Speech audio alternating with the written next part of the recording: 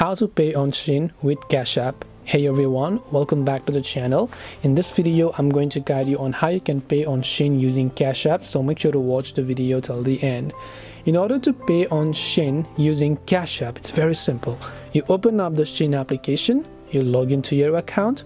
Now normally I'm going to skip through the process of adding the products to your cart, so go to your cart icon, assuming that you are on the payment page. When you're on the checkout page, you can see payment method and you can see Cash App Pay. So Shein definitely accepts Cash App. All you have to do is make sure you are logged into your Cash App.